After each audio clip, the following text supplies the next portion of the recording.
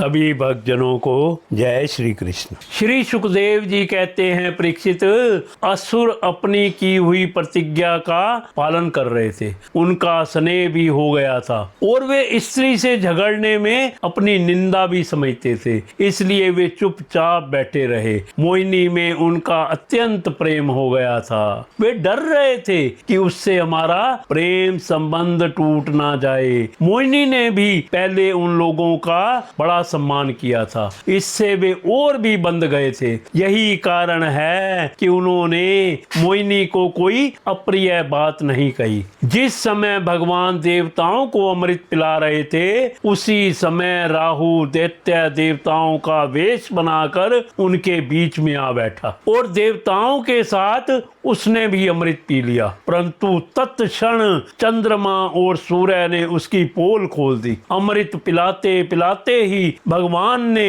अपनी तीखी धार वाले चक्र से उसका सिर काट डाला। अमृत का संसर्ग ना होने से उसका धड़ नीचे गिर गया, परंतु सिर अमर हो गया और ब्रह्मा जी ने उसे ग्रह बना दिया। वही राहु पर्व के दिन पूर्णिमा और अमावस्या को वैर भाव से बदला लेने के लिए चंद्रमा और सूर्य पर आक्रमण किया करता है। जब देवताओं ने अमृत पी लिया, तब समस्त लोगों को जीवन दान करने वाले भगवान ने बड़े बड़े दैत्यों के सामने ही मोहिनी रूप त्याग कर अपना वास्तविक रूप धारण कर लिया। परीक्षित, देखो, देवता और दैत्य दोनों ने एक ही समय एक स्थान पर एक प्रयोजन तथा एक वस्तु के लिए एक विचार से एक ही कर्म किया था, परंतु फल में बड़ा भेद हो गया। उनमें से देवताओं ने बड़ी सुगमता से अपने परिश्रम का फल अमृत प्राप्त कर दिया, क्योंकि उन्होंने भगवान के चरण कमलों की रज का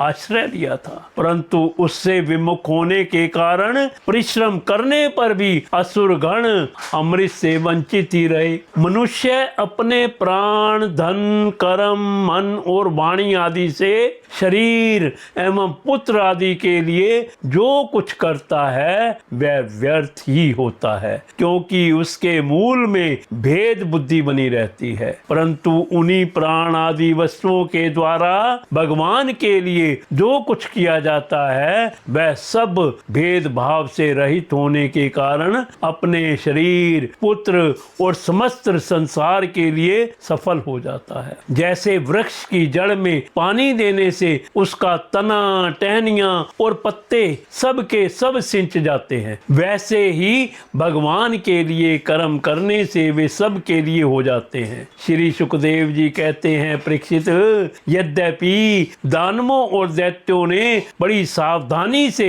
समुद्र मंथन की चेष्टा की थी, फिर भी भगवान से विमुख होने के कारण उन्हें अमृत की प्राप्ति नहीं हुई। राजन, भगवान ने समुद्र को मथ कर अमृत निकाला और अपने निज जन देवताओं को पिला दिया। फिर सबके देखते देखते वे गरुड़ पर सवार हुए और वहां से चले गए। जब दैत्यों ने देखा कि हमारे शत्रुओं को तो बड़ी सफलता मिली, तब वे उनकी बढ़ती सह न सके। उन्होंने तुरंत अपने हथियार उठाए और देवताओं पर धावा बोल दिया। इधर देवताओं ने एक तो अमृत पीकर विशेष शक्ति प्राप्त कर ली थी और दूसरे उन्हें भगवान के चरण कमलों का आश्रय था ही। बस वे भी अपने अस्त्र शस्त्रों से सुसज्जित हो दैत्यों से भिड़ गए। परीक्षित, क्षीर सागर के तट पर बड़ा ही रोमांचकारी और अत्यंत भयंकर संग्राम हुआ। देवता और दैत्यों की यह घमासान लड़ाई ही देवासुर संग्राम के नाम से कही जाती है।